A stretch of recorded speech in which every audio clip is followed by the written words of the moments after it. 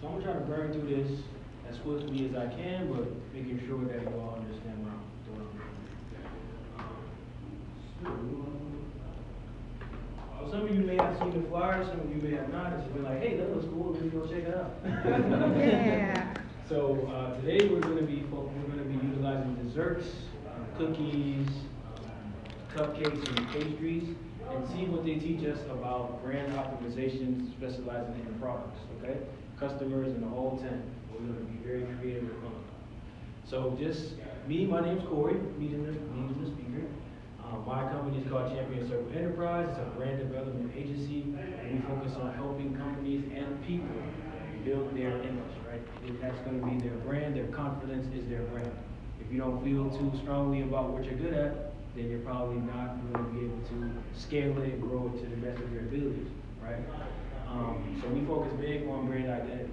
So our 3 favorite things in the entire world, me personally, is going to be consulting. I love to teach like things like this, writing. I do a lot of content writing on personal and entrepreneurial development, and as well as speaking, which I'm doing today, so that speaks for itself. No pun intended. Some of our biggest values for my company, Champion Circle Enterprise, is about service integrity and social responsibility. Do we know what service integrity speaks to? Anybody want to give me a stat? Yeah, we service to to the people of your Okay. running company. Yeah, you're right. Keeping your promises. So there you go. So service integrity is the ability to deliver on a promise that you make to a consumer. Simple as that. And then social responsibility is the impact that you make in the community to the friends beyond your company. This picture is from the summertime. This year, I did a campaign with a nonprofit called My Click, and it was a 7-workshop event, and we taught the kids about purpose and business through entrepreneurship. And at the end of the summer, we did an expo, and we had the community come out, vote for their favorite business at the time, and the winner got a $1,000 scholarship. So it was like super fun. We had a great time. Just generally, my mission is to positively influence as many people as possible. Period. All right. So we're going to get this thing cracking with a quick exercise. I call it the Sugar Factory Rush. So I want you guys to let me know, just by raising hands. We're going to choose one at a time. So who prefers cupcakes as a dessert? This is a bad question for somebody who likes desserts. Okay. Yeah. Can I choose How do you- all of like, how do you them? choose? Yeah, we can choose them all. Choose your favorite. All right. Oh. So me personally, I absolutely love cookies. In my family, I'm a cookie.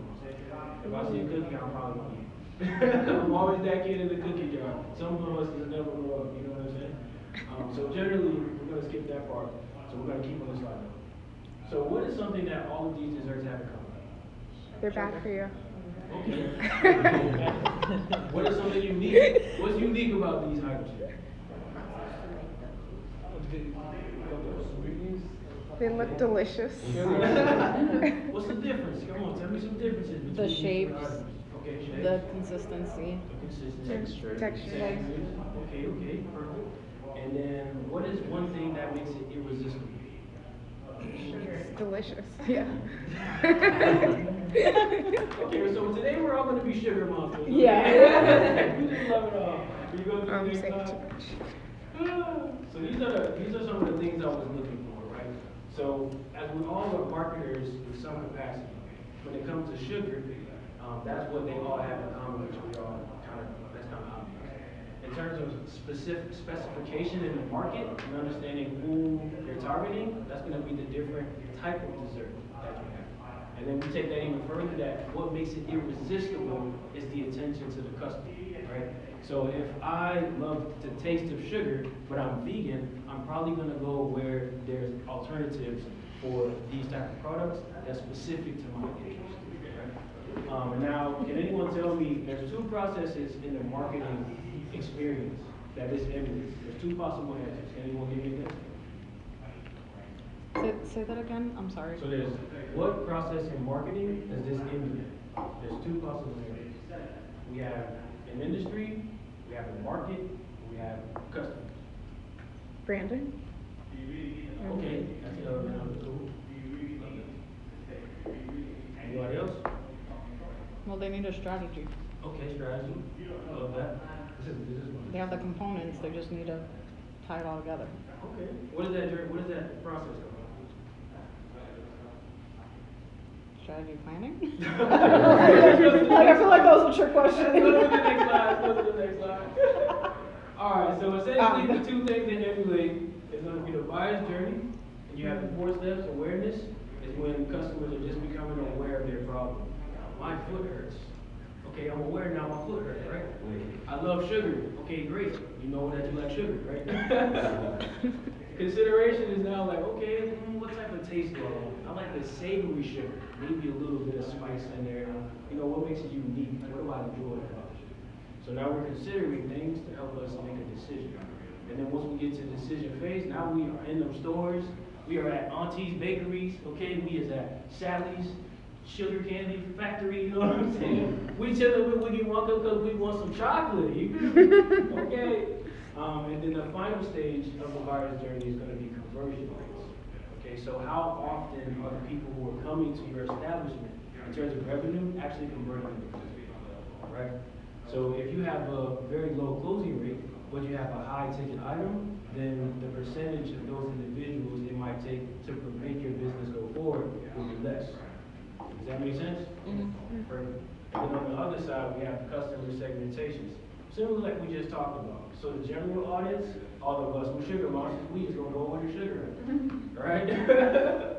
But then we get specific. Okay, well, I like cookies, you like cupcakes, you like all 3. So it's like, and then we have the buyer's audience. So those are the people who are in the stores and spending money and they're consuming. Based on the data we get from these 3 steps, that helps us identify who our ideal customer is. Ideal customer. Do we know what is an ideal customer?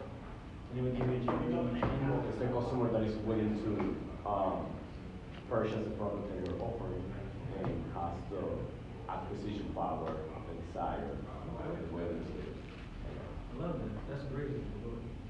They're already aligned with what you're doing and they already want what it is that you're offering. Okay. So they're a little easier to convert. Okay. Anyone else can give me an example? Alright, so I'm going to combine the answers. So what you're saying is your ideal customer is a person or company that will receive the most value from what you sell. They're the most interested, they're the most driven to consume your product through purchase and monetary gain.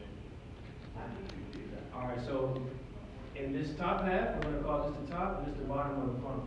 When we're here, we're talking to customers who we're in awareness and consideration phase. And we're trying to figure out of this general audience who's our target. Does anybody know what type of campaigns we want to run in terms of marketing? Brand awareness? I was saying, what type of like marketing information do we want to share at the top of the funnel so we can move them from We awareness can, to consideration? the awareness first, the general audience, I would say like, okay, we sell cookies. Okay. And What do we do? yeah, like what we do, like what we offer here. And then if I go to the consideration, I would say like, okay, I got cookies, but my cookies only have this kind of sugar. Okay.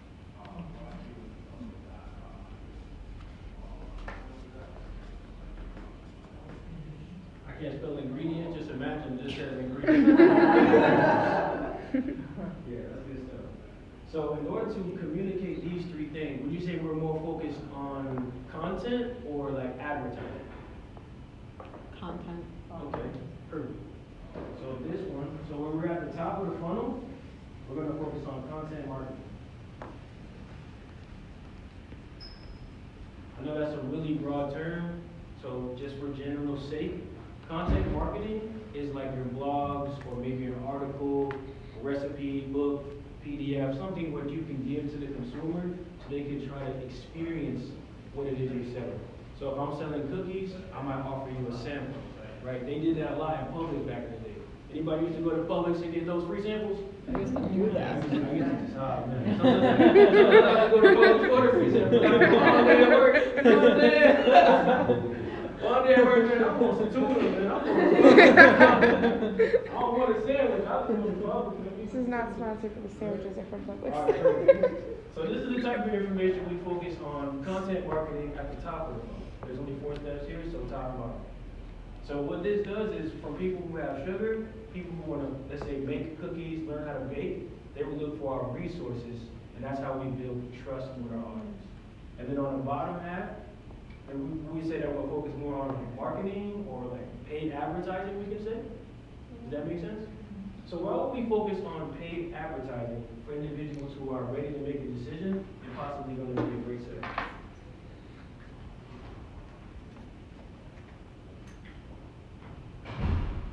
What is the goal of paid advertising? To get buyers, Okay, to get buyers. to convert, What type of buyers? reoccurring buyers, Okay. paying I buyers. love that. Well, Just it, money. but it also depends. But since you're talking about products, then yes, you want buyers. Conversion?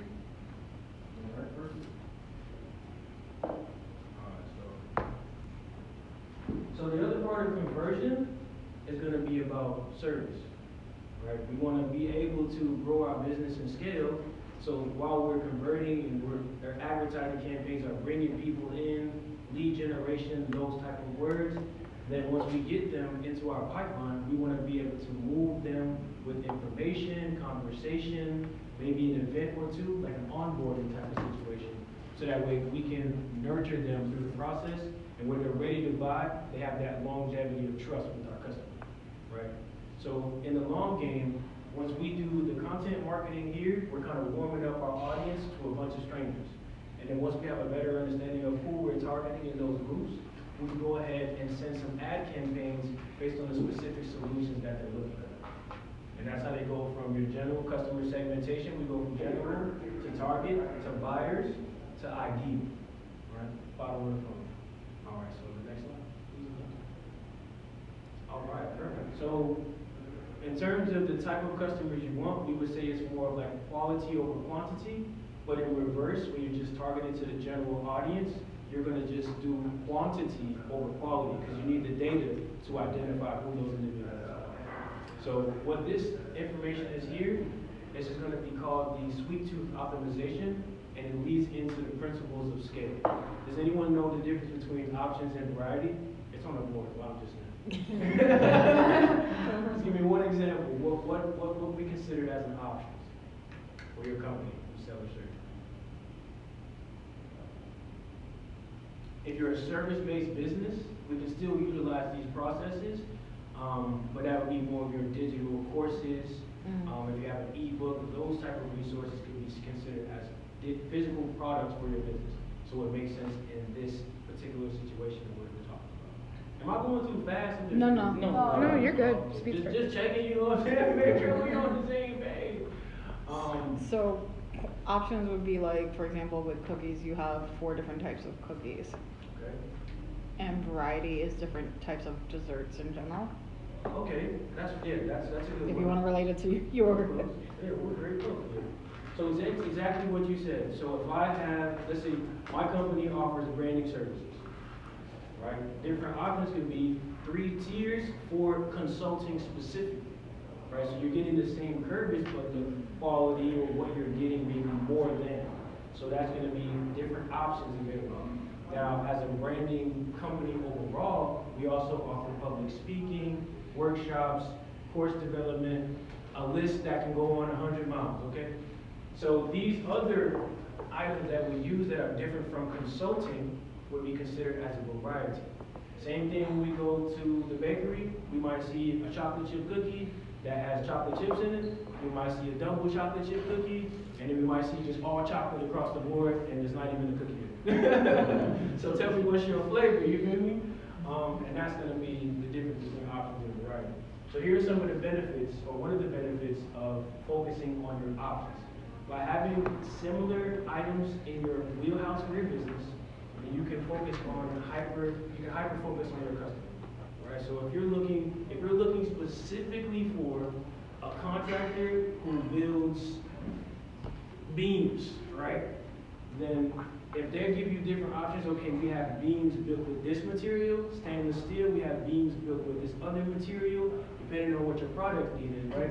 Then they're able to optimize on you as a customer because they give you more options on what you're looking for. And then obviously when it comes to startups specifically, anybody knows that building a startup is kind of difficult?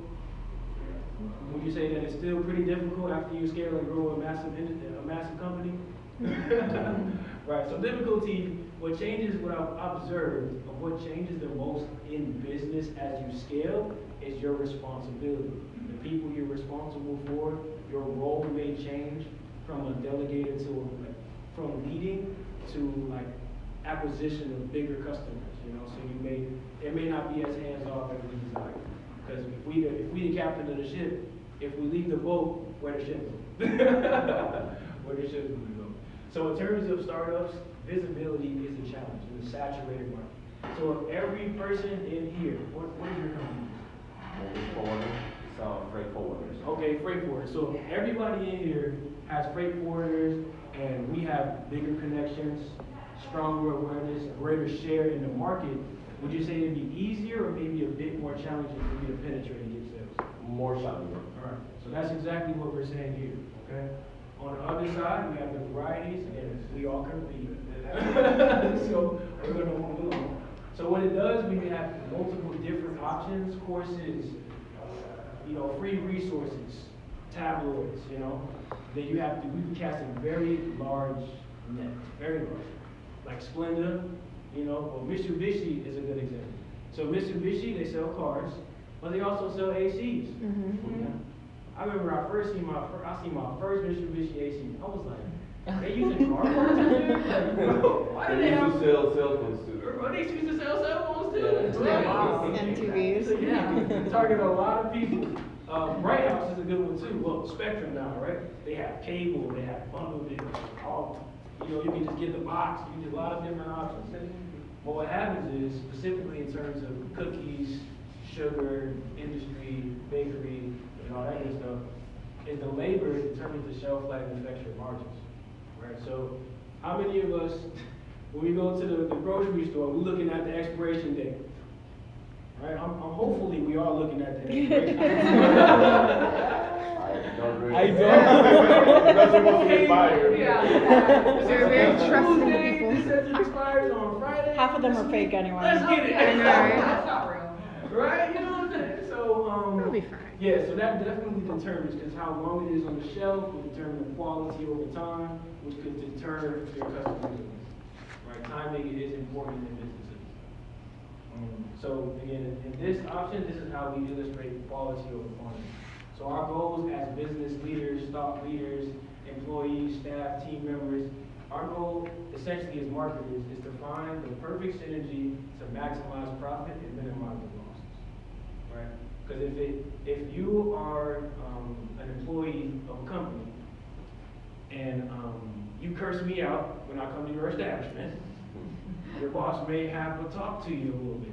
If you lose your job, would you say the loss is greater for you as the employee or the company who hired you? Right? So depending on the talent and the skills that you have in your process What would you say? to maintain. What would you say? What would I say? Yeah. I would say the loss is greater for the company. I would say that. I would say the loss is greater for the Yeah. company. Especially on a startup though. Let's say you want to hire a content writer and you pay them $13 an hour and they give you very poor results. Yeah. How excited are you gonna feel about they made their money? Yeah, right? They chill, live a la vida loca. And we over here like, we need to get these margins up. Like, I need to figure out how That's to because you sell. only paid them $13 an hour. That job is worth a lot more. Right. So we're gonna go on to the next slide. And that leads us to the next slide. So we're gonna say real brief, are we on the same page, kind of understanding how things are flowing?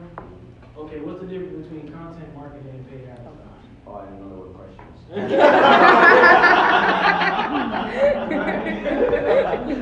Right. So again, content marketing, sharing of information, Sharing of information. paid advertising is for acquisition of customers. So what we just talked about, the principles of optimization, as we collect all this data, refine our processes, our ultimate goal is to scale. We want to grow our company as large as we can, in fact, as many people as possible. If that's not your goal, that's okay too. I read an article the other day that quantified the difference between a startup and a small business. Okay, so in this article, they were saying that startups generally have that long-term vision for their company. They want to be a Apple, a Google, IKEA. They want to be a large organization. But they quantified a small business as someone who wants to focus more on locality, right? So let's say I want to have to make affordable living in this particular city, then I'm going to focus on this specific area to grow my business. Not really going to look to scale it or have a franchise. I just want to be able to grow my company to a nice size, live comfortably, and we be good. You feel me? So that is what that article was saying, the difference between a small business and a startup, which is why I said it's okay if you don't have those big, gigantic aspirations. So, step number 1 for the principles of scaling. And I'm not talking about dragons, I'm not talking about lizards. We're talking about growing something to a great capacity. So, does anyone know what cost of production is? Yeah. It's kind of self-explanatory. Okay, what's cost of production? I mean, the word says everything. Okay, word. Perfect. What about customer acquisition costs? How much would the merchandise, the value of the merchandise for the customers to buy in? Okay, we're getting close. That's one. How much cost it takes to bring a new client on Okay. or to sell them something? Okay, yeah, that's good. So the customer acquisition cost is like you're saying, when we're running those paid advertising, let's run an average. If we run a campaign for $100, that campaign gets us 10 people. Not the best at math, but that difference in division is going to be what the cost is per acquisition. And then on the flip side, as we're building and nurturing our customers, we want to focus on the CLV. Does anyone know what the acronym means in marketing? CLV? Customer lifetime value. Ah, look at that. She's a pro. Nice. Well, you can't. I shouldn't count because I do this. Can you give us a brief introduction to what CLV is? It's basically if the client is a continuous client, they keep coming back to buy the product. You're trying to figure out, okay, if they average one purchase a month or once every 3 months, like with subscription services. Okay. If they're paying once a month, your average lifetime value is what they would pay usually they average out to like a year's time. Okay, yeah, that's perfect. I like that. So I'm gonna say it in a different way because I don't want to steal words. That was excellent though. That was so done. So customer lifetime value essentially is how much money the customer spends in your business over time, and how frequent they spend money in your business. So if I come to your business, let's say twice a month, and I do that over the course of the year, then my value as a customer is higher for your business because I'm spending more money while I'm there, essentially. All right, and then step number 2 for the principles of scale is going to be about margins and profit. So how do we leverage our margins? Leverage our margins. Any idea? Okay, what is a profit margin? Anybody know what a profit? Yeah, the cost. Yeah, profit. I mean, we have to put, all the costs, and then the sell rate, Okay. and we have the margin there. Okay, perfect. Yeah, with Yeah, all the so- costs. Talking about everything. Talking about, the place that you're renting or you have. I don't know. Right. Yeah. You're absolutely correct, yeah. So for to leverage our margins, we need to understand what is the value of return, the spread, the difference in the green versus the red when we sell something. If it costs me $5 to make it, I'll sell it to you for 10. What's my profit? $5. It's not Not fine. necessarily. No. Not necessarily. Okay, why not? Well, what he was saying. You have employees. Well, it depends. Well, if you said It depends. your cost is $5, taking into consideration. Oh yeah, you're taking attention. All right. Yeah. But most people, what he was saying is most people don't take in those additional costs when they're figuring out their profit. They don't put in the ad cost. They don't put in the cost of facilities. They don't put in all these other costs into that to calculate their profit. Yeah, so that formula can be real thick. I try my best to make it. So just for this conversation, if I sell a cookie for $3 and make it cost me $1 to make it, then in this context, the profit will be $2. So to leverage the profit, we would say, okay, of this $2 spread, where else in our operation can we put it to make it better, to deliver maybe a better quality product to our customers, right? Maybe we can make the packaging prettier so we can attract more people into our store, right? That's how we leverage our margins. So then that goes into number 3, which is going to be the market and the operational demands. So same thing, when it comes to building your team, you want to try to get the best talent that you can so that way you can retain and sustain that level of deliveries, right? Like we said earlier, if I come to your chocolate factory and I'm allergic to nuts, and I told you I'm allergic to nuts, and then you put nuts in my chocolate. Then you sue me. Right, right. So when it comes to training our staff, we want to make sure that they're aware of how we want to deliver, how much attention we pay to our customers, so that way we can focus on the optimization scale.